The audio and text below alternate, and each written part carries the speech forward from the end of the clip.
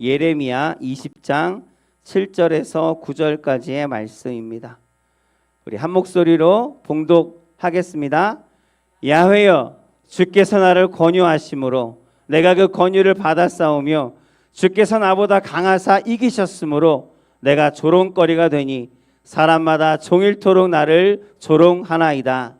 내가 말할 때마다 외치며 파멸과 멸망을 선포함으로 야훼의 말씀으로 말미암아 내가 종일토록 치욕과 모욕거리가 됨이니이다. 내가 다시는 야훼를 선포하지 아니하며 그의 이름으로 말하지 아니하리라 하면 나의 마음이 불붙는 것 같아서 골수에 사무치니 답답하여 견딜 수 없나이다. 아멘. 먼저 죄송한 말씀을 드리면 제가 항상 위로의 말씀, 축복의 말씀만을 하고 싶지만 저는 그러고 싶지만 또 매주 또 매일 하나님께서 제게 주시는 또 마음에 주시는 감동이 있어서 오늘은 아마 축복의 말씀도 위로의 말씀도 아닐 것 같습니다. 그러나 그 가운데서 하나님께서 주시는 레마의 음성을 들으시고 은혜 받으시기를 주의 이름으로 축복합니다. 제목은 하나님의 마음을 아십니까? 다 같이 해보겠습니다. 하나님의 마음을 아십니까? 나한테 묻는 것 같아서 안 되겠어요. 서로 보면서 하나님의 마음을 아십니까? 우리 한번 물어보겠습니다. 길리사님, 하나님의 마음을 아십니까? 할렐루야. 여전히 그 여의도의 그 새벽 예배 때 그 노장 목사님들은 항상 인사를 막 6번, 7번씩 뭐 하시더라고요. 아멘 할 때까지 막 이러고. 아주 그거는 안 없어지는 것 같아요. 때때로 그게 또 은혜가 됩니다만. 오늘 말씀을 같이 읽었는데 한번 먼저 상상을 한번 해보시면 좋겠습니다. 상상의 나래를 펴서 우리 이 세상에서 여러분의 삶이 끝났어요. 상상하는 거예요. 여러분의 삶이 끝났습니다. 이 세상에서 이제 여러분이 살아갈 날이 이제 없고 마무리가 되어서 이제 여러분이 하나님의 심판대 앞에 섰습니다. 그 날에 마지막 날에 하나님의 심판대 앞에 내가 서는 그 날에 그 앞에 서면 하나님께서 과연 저와 여러분에게 무엇을 물어보실까? 답은 하나님만이 아시겠죠? 근데 다른 것은 몰라도 어떤 질문이 올까 궁금하지 않으십니까? 거기에 대한 대답은 준비하셨습니까? 저희 딸이 지금 간호사 면접을 몇 번째를 보는지 몰라요. 합격했다 그래도 멀어서 안 가. 어디는 뭐가 그래서 안 가. 지금 한 대여섯 군데 오라고 하는데 계속 혼자서 캔슬 놓고 또 어제도 뭐 면접 봤는데 면접을 20분밖에 안 봤다고 막 투덜대더라고요. 자기한테 관심이 없다고. 어쨌든 그런데 면접을 보는데 하나 제가 본받을 만한 건 우리 딸이 면접을 준비하는데 어떤 말이 나올까, 어떤 질문을 할까 예상 질문들을 이렇게 해갖고 거기에 대한 답을 꽉 적어갖고 거울을 보면서 막 대답하는 연습들을 하는 걸 제가 봤거든요. 와, 저렇게 준비를 하는구나, 저렇게 열심히 준비를 하는구나. 그래서 좋은 소식들이 있구나. 그런데 우리가 하나님 앞에 섰을 때, 그 심판대 앞에 섰을 때 하나님께서 무언가 물어보실 것 같아요. 그러면 그 물어보시는 질문에 대한 답을 우리가 미리 준비하고 있어야 되지 않을까? 대답 잘못하면 못 들어. 다른 것은 모르겠는데 이것만큼은 제가 확실히 물어보실 것을 압니다. 여러분도 알 거예요. 마태복음 28장 19절에서 20절까지 말씀입니다. 넘겨주세요.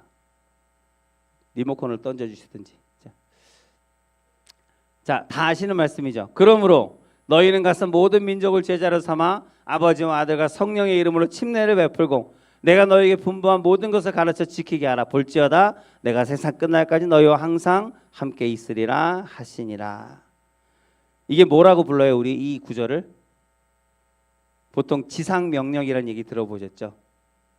지상명령. 예수님께서 승천하실 때, 예수님은 영이시고 영원하신 분이기 때문에 왜 우리가 사람이 죽으면 유언을 하지만 예수님은 죽은 게 아니기 때문에 승천하시면서 마지막으로 남긴 말씀이거든요. 그러나 유언과도 같다라고 생각을 합니다. 그래서 지상명령 우리가 반드시 이루어야 하고 반드시 감당해야 할 예수님의 당부의 말씀이거든요. 이 말씀을 마지막에 당부하셨으니까 우리가 그 심판대 앞에 서면 이걸 물어보지 않으시겠어요? 저는 반드시 물어보실 것 같아요. 그래서 나의 마지막 명령, 나의 마지막 유언, 이것을 지키기 위해서 너는 정말 최선을 다했니? 나는 우리 서영자 선생님이 아버지 할 때마다 가슴이 뜨끔뜨끔해요. 여러분도 한번 생각해 보시기 바랍니다. 여러분의 마지막 순간이 다가왔어요. 이제 이 세상에서 살아갈 날이 얼마 남지 않았다면, 내가 사랑하는 사람들, 사랑하는 가족들이 내 주변에 다 모여 있어요. 이제 마지막으로 한마디를 남겨야 할 것인데 여러분 무슨 말을 남기시겠어요? 아침에 먹었던 된장국이 짜더라, 싱겁게 해라, 뭐 이런 얘기는 안 할 거 아니에요. 마지막으로 그 마지막 시간에 남기는 말은 아무래도 자기가 살아오면서 자기의 일생을 살아오면서 그 삶을 돌아보면서 정말 중요한 것, 그래서 꼭 해주고 싶은 그 말을 하지 않겠어요? 예수님도 마찬가지 이 말씀을 하실 때 그와 같은 마음이셨을 거라는 생각이 듭니다. 그래서 가장 소중한 부탁, 가장 소중한 말씀을 하셨는데 그것이 이 말씀이라는 거예요. 마지막으로 유언과 또 같이 하신 말씀, 이 지상명령, 이것만은 꼭 기억하고 너희들 반드시 지키고 따르고 행해줬으면 좋겠다라고 하신 이 말씀인데, 이 말씀, 그래서 이 말씀이 교회의 존재 이유입니다. 교회가 왜 있어야 하는가? 바로 이 말씀 때문입니다. 이 명령을 감당하기 위해서 교회가 있습니다. 오늘 우리는 왜 살아있고 왜 숨쉽니까? 왜 하나님께서 하루에 호흡을 주셨습니까? 이 명령을 감당하라고 주신 줄로 믿습니다. 마가복음 16장 15절 말씀.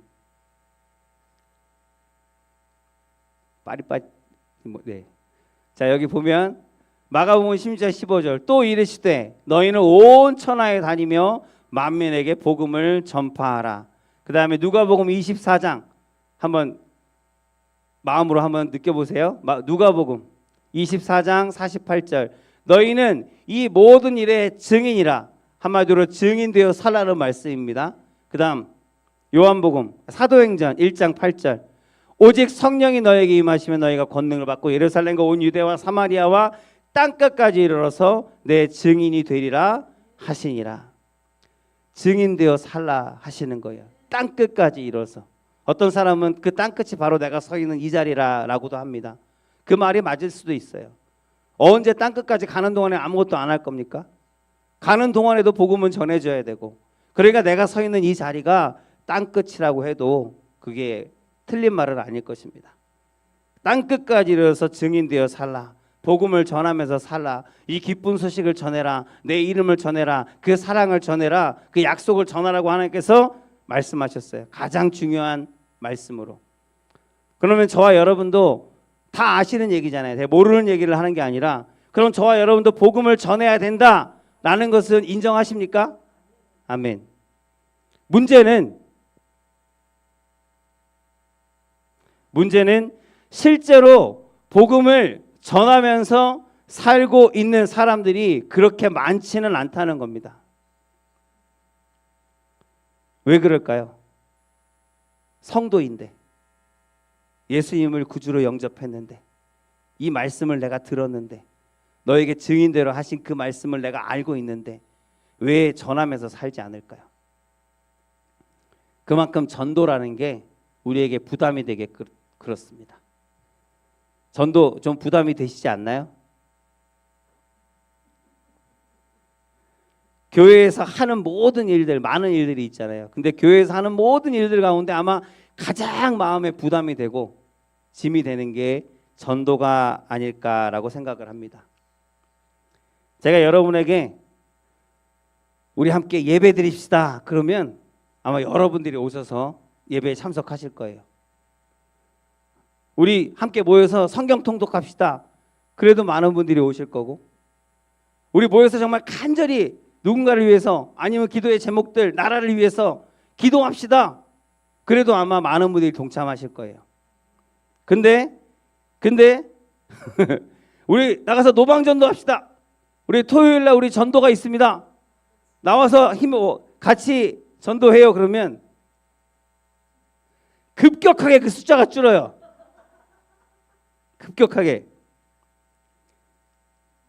그만큼 부담이 되는 것이 이 전도라는 거예요. 성도들 중에서 90% 이상이 복음을 전하지 않고 살아갑니다. 통계가 그렇고 제가 실제로 눈으로 봐도 그렇습니다.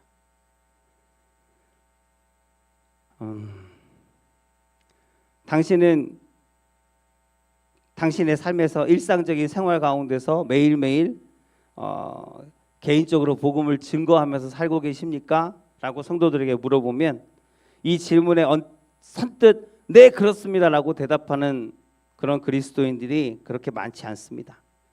그렇다면 예수님께서 반드시 이거 하나만은 꼭 지켜달라고, 꼭 따라달라고 당부하는 말씀이 바로 이것인데, 한마디로 얘기해서 기도도 하고 예배도 드리고 찬양도 하고 봉사도 하고 다른 것은 다 하는데 하나님께서 꼭 이것만 해달라고 하는 그것만 빼고 우리는 지금 신앙생활을 하고 있다는 거예요.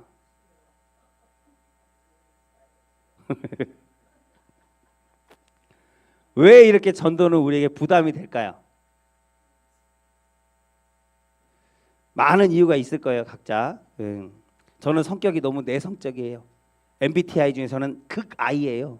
그래갖고 누구한테 말 한마디 붙이는 게 너무 힘들어요. 너무 내성적이라. 그래서 말도 제대로 못 붙이는데 저보고 복음을 전하라고요? 아우, 못해요. 이런 말 하시는 분들도 있고, 제가 성경적인 지식이 너무 없어요. 공부한다고 하는데 가서 전도를 하면 누가 어려운 질문이라도 하면 그거 어떻게 해요? 막 전도하려고 하면 벌써부터 가슴이 두근두근해서, 그래서 공부 좀 하고 그러고 나서 전도하려고 지금 준비 중이라고. 한 10년째 계속 준비만 하고 계세요. 뭐 어떤 사람은 그렇잖아요. 솔직히 갑자기 전도했는데 그 이순희 장군이 그러면 천국에 갔어요, 지옥에 갔어요? 그럼 뭐라고 대답하실까요? 가서 물어보세요. 예전에 그런 걸로 많이 논쟁을 했죠. 네. 그냥 지금은 내가 너무 바빠서 못 하고 있어요. 나는 몸이 좀 아파갖고 그래서 어려워요. 나는 지금 경제적으로 좀 많이 어려워서 지금 내 코가 석자예요. 여러 가지 핑계들이 있을 수 있어요. 근데 복음을 전하는 것이 하나님의 뜻이잖아요.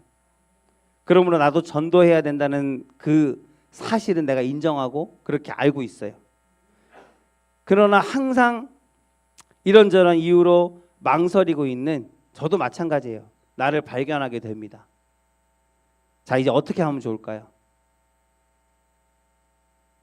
이 질문에 대한 답을 제시하고 있는 게 오늘 말씀이거든요. 한 선지자가 있었어요.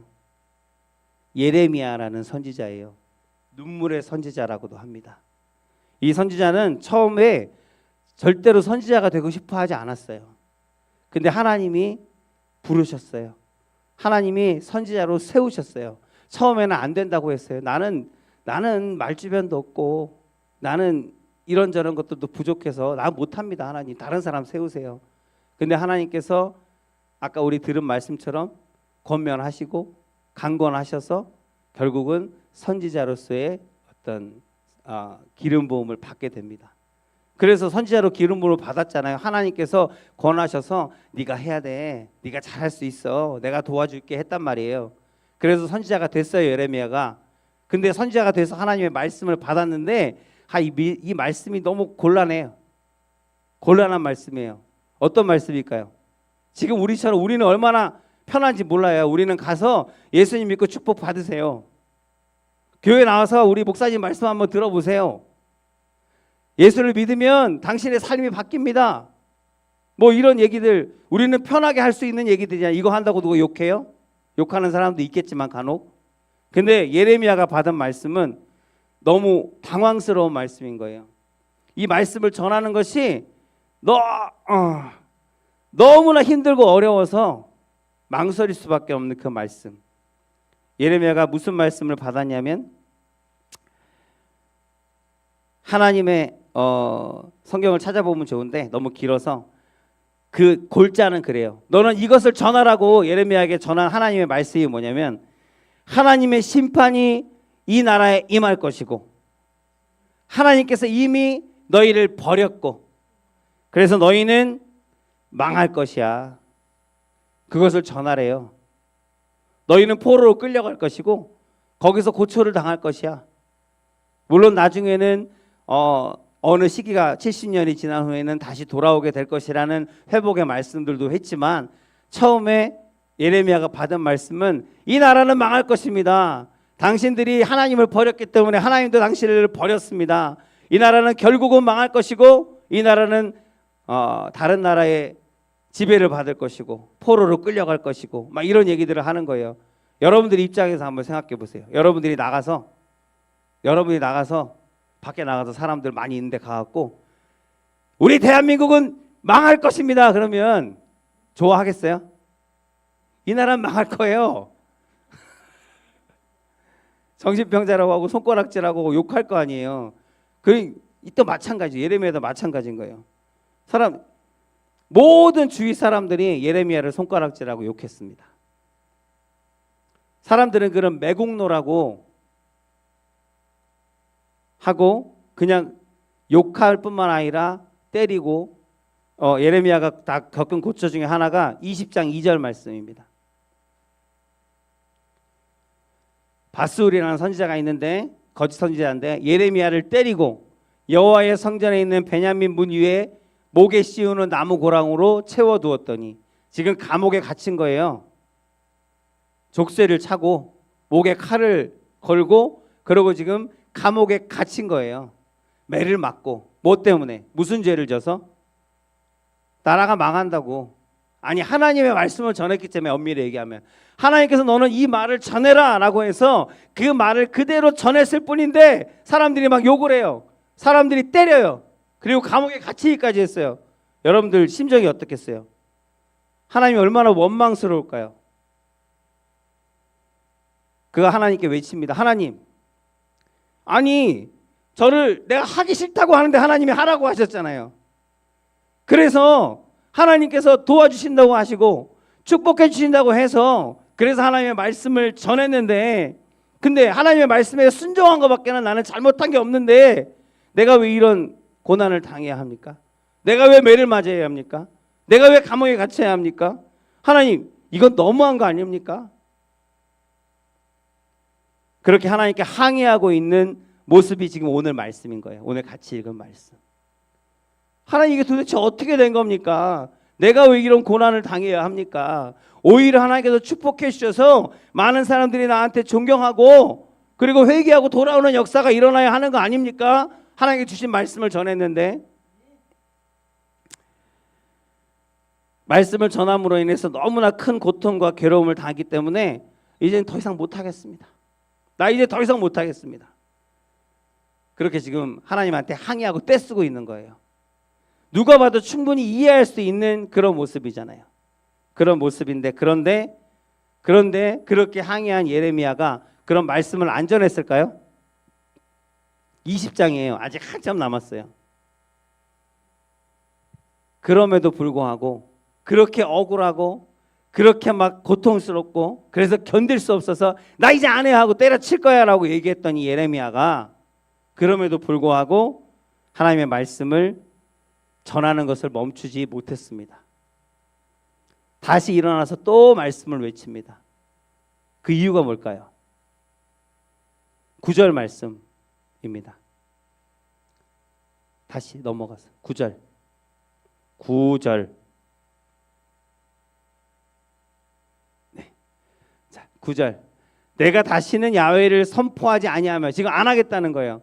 그의 이름으로도 말하지 아니할 거야. 하나님께서 주신 말씀 내가 안 할 거야 라고 그렇게 내가 마음으로 단단히 오늘부터 절대 안 해라고 마음을 먹으면 내 마음이 불붙는 것 같아서 골수에 사무치니 답답해서 견딜 수가 없습니다. 그렇게 말하고 있어요. 너무 힘들어서 전하고 사람들한테 욕먹고 손가락질 당하고 매 맞는 게 너무 힘들어서 내 이제 다시는 안 할 거야 하고 때려치려고 마음을 먹으면 마음이 불붙는 것 같아요. 사람이 경험하는 고통 중에서 가장 큰 고통이 아마 불붙는 것일 거예요. 화상일 거예요. 손에 조그만 화상만 입어도 뜨거 해도 그거 정말 아리고 아프잖아요. 온몸, 여러분의 온몸이 다 활활활 불타고 있다고 생각해 보세요. 생각만 해도 끔찍하잖아요. 그런 고통이 마음에 왔다는 거예요. 내가 그렇게 결단하면 하나님께서 그렇게 하시는 것이 아니라, 할렐루야, 말씀을 전하는 게 고통스러운데, 말씀을 전하는 게 고통스럽다고 지금 말하고 있잖아요. 그런데 말씀을 전하지 않으면 예레미야는 더 고통스럽다고 말하는 거예요. 말씀을 전하면 사람들에게 고통을 받는데 내가 말씀을 전하지 않으면 내 가슴이 불붙는 것 같아서 차라리 두들겨 맞는 것보다 감옥에 갇히는 것보다 그것이 더 괴롭고 고통스러워서 말씀을 전하지 않을 수 없다라고 지금 그렇게 고백하고 있는 것입니다. 왜일까요?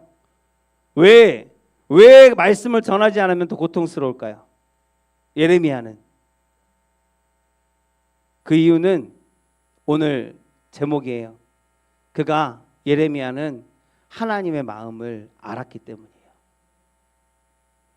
하나님이 어떤 마음으로 그 말씀을 주셨고, 어떤 마음으로 이스라엘을 보시고, 어떤 마음으로 저와 여러분들을 보고 계시는지 예레미야는 그 마음을 알았던 거예요.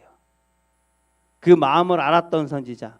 그래서 날마다 울 수밖에 없었던, 그래서 눈물의 선지자라는 별명까지 얻은 그 예레미야의 마음이 바로 하나님의 마음에 합한 마음이었습니다. 하나님께서 그의 백성을 얼마나 사랑하시는지, 그토록 사랑하는 백성이 죄를 짓고 우상을 섬기고 간음을 하고 음행을 하고 그래서 멸망의 길로 가는 것, 그것을 보시는 하나님이 그것을 보시고 그 마음이 얼마나 고통스러운지 예레미야가 알았기 때문에, 그래서 그는 하나님의 말씀을 전할 수밖에 없었다라고 고백하는 것이 오늘 말씀입니다. 백성들이 말씀을 듣지 않습니다. 말씀만이 생명이고, 말씀만이 능력이고, 말씀만이 회복이고, 말씀만이 소망인데, 이따 같이 먹어요. 네. 예배 시간에 먹는 걸 돌리고 소망인데, 그 말씀을 듣지 않고 멸망을 하고 있는 이 백성들을 하나님이 어떻게 하셨다고요? 죽기까지 사랑하셨다고요. 그래서 사랑하셨기 때문에 하나님은 그 백성들이 잘못된 길로 가는 게 너무나 마음이 아프고 안타까우신 거예요.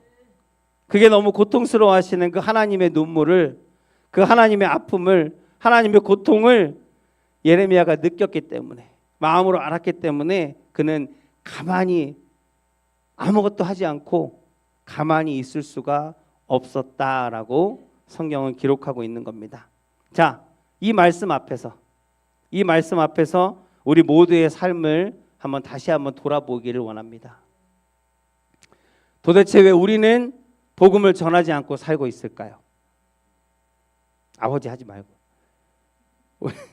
도대체 우리는 왜 복음을 전하지 않고 살고 있을까요? 우리가 내성적이기 때문에? 바빠서? 어디가 아파서? 그런 이유도 있겠지만 가장 본질적인 이유는 하나님의 마음을 우리가 모르기 때문이에요. 하나님의 마음을 모르기 때문에 잃어버린 영혼을 봐도, 지나가다가 잃어버린 영혼을 봐도 안타깝지가 않은 거예요. 다른 사람이 예수를 믿든 말든 전혀 아무렇지도 않게 살아가는 거예요. 하나님은 아파도 나는 조금도 아프지가 않습니다. 제가 지금도 회개하고 마음에 담아두고 있는 건 우리 큰집의 아주머님이 돌아가셨는데 살아계실 때 여러분들이 저한테 가서 복음을 전해달라고 했었거든요. 근데 그분이 너무 완고한 것을 내가 알고 있고, 내 판단이죠, 내 생각이죠. 어렸을 때부터 유교 집안에서 그 한문을 가르치시고 얘기를 몇 번 해봤지만 너무나 완고하셔서 내 생각에 이제 와서 한다고 되겠어. 근데 그분이 어느 날 갑자기 몸이 약해져서 이제 아내 병수발을 하다가 오히려 본인이 먼저 아프셔서 하늘나라로 가신 거예요. 가셨다는 소식을 갑자기 듣고 나니까 갑자기 막 그냥 말이라도 한번 해볼 걸. 그게 뭐 어려운 거라고. 되든 안 되든 그건 하나님이 하시는 건데 말이라도 한번 해볼 걸. 그거 못한 게 너무 안타깝고 그랬던 것이 지금도 계속 마음에 남아 있습니다. 오늘 저와 여러분이 가장 먼저 해야 되는 기도의 제목은 이것입니다. 하나님의 심장을 공유하게 하여 주옵소서. 하나님의 마음을 내가 알고 느끼게 하여 주옵소서. 그래서 그 하나님의 아픔을, 그 슬픔을, 그 안타까움을 내가 잃어버린 영혼들을 보았을 때, 내 주변에 아직도 하나님을 영접하지 못한 내 가족과 친척들과 이웃들을 보았을 때 그 안타까움이, 하나님의 안타까움이, 나의 안타까움이, 나의 고통이 되게 하여 주옵소서. 우리 그렇게 기도해야 되겠습니다. 제가 지금도 기억하고 있는 신문기사가 하나 있습니다. 오래전의 기사인데 기억하는 이유는 그 기사의 내용이 뭔가 기억에 남아서가 아니라 내용은 너무나도 간단한 것인데 그 옆에 있는 사진 하나가 너무 뇌리에 각인이 돼서 지금도 기억하고 있어요. 아마 한 20년은 되었을 겁니다. 어느 날 한 가족이 호숫가에 갔어요. 캠핑을, 놀러를 갔어요. 소풍을 간 거예요.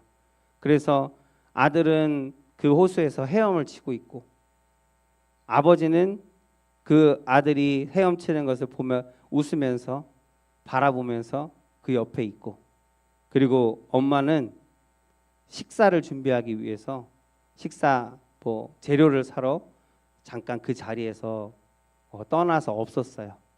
근데 그 아들이 평소에는 워낙에 헤엄을 잘 치는 아이였어요. 근데 갑자기 허우적대면서 살려달라고 물에서 발버둥을 치는 거예요. 그 아버지가 옆에 있었잖아요. 근데 그 아버지는 휠체어를 타고 있어요. 다리를 못 쓰는 장애인이에요. 그래서 아버지도 살려달라고 큰 소리로 외쳤는데 주변에 아무도 없는 거예요. 그 사진이 어떤 사진이었냐면 그 호숫가에 휠체어가 넘어져 있는 사진이었어요. 그 아버지가 아무도 구해주러 오는 사람이 없으니까, 아무도 그 소리를 들어주는 사람이 없으니까 아들은 곧 죽게 되었는데, 그래서 자기가 휠체어를 넘어뜨려서 기어가서 물로 들어간 거예요. 뭐 하려고? 아들을 살려보려고. 결국은 그 아들하고 아버지는 그날 다 목숨을 잃었습니다. 우리 일반적인 생각으로는 그걸 잘했다고 하지는 못하겠죠. 아버지가 지혜로웠다고는 말을 못할 거예요. 두 다리를 못 쓰는 사람이 가서 어떻게 구하겠어요? 할 수 없는 것인데, 가지 않았다면, 물에 들어가지 않았다면 그날 한 사람만 죽었을 거예요. 우리의 상식으로는, 우리의 생각으로는 그렇지만 자녀를 두고 계신 아마 부모님들은 아실 거예요. 가만히 있을 수가 없는 거예요. 내 자식이, 내 사랑하는 자식이 그 앞에서 지금 당장 죽게 생겼는데 가만히 있을 부모가 어디 있어요? 어떻게 해서든 살려보려고, 되지 않는 것을 알면서도 그런 걸 생각할 겨를이 있나요? 된다 안 된다 그런 걸 생각할 이유가 없는 거예요. 당장에 기어서라도 물에 들어가 아들 손이라도 잡고 싶은 게 부모의 마음이잖아요.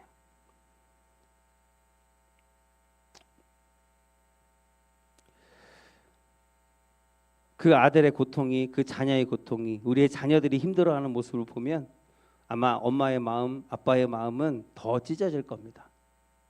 그 자식의 고통이 고스란히 다 느껴지기 때문에 그렇습니다.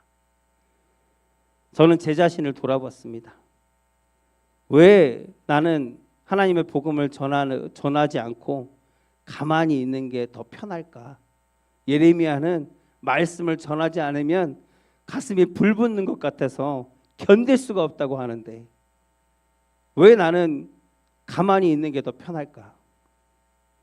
하나님의 심장이, 하나님의 아픔이, 그 하나님의 고통이 내 것이 아니기 때문에, 내가 그 마음을 알지 못하기 때문에 그렇다는 것을 깨닫습니다. 그래서 이렇게 기도했습니다. 하나님, 잃어버린 영혼을 바라보시면서 하나님의 안타까워하시는 그 마음을 하나님 저에게도 느끼게 해주십시오서.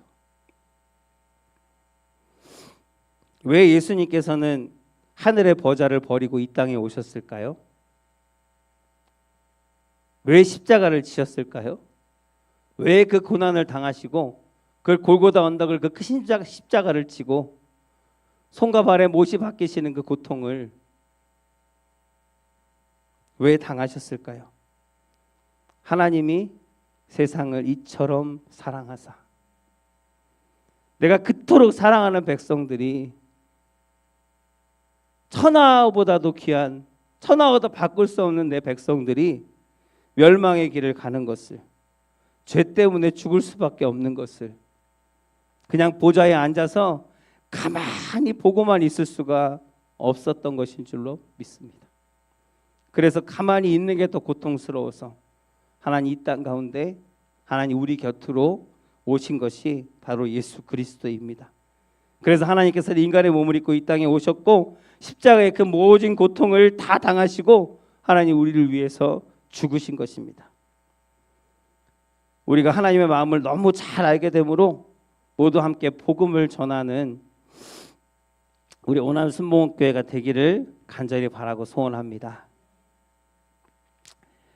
내가 하나님을 선포하지 아니하며 그의 이름으로 말하지 않겠노라 하면 나의 마음이 불붙는 것 같아서 골수에 사무치니 답답해서 견딜 수가 없나이다. 하나님, 오늘 말씀이 예레미야의 고백이 저와 여러분의 고백이 되어지기를 주의 이름으로 축복합니다. 아멘. 기도하겠습니다.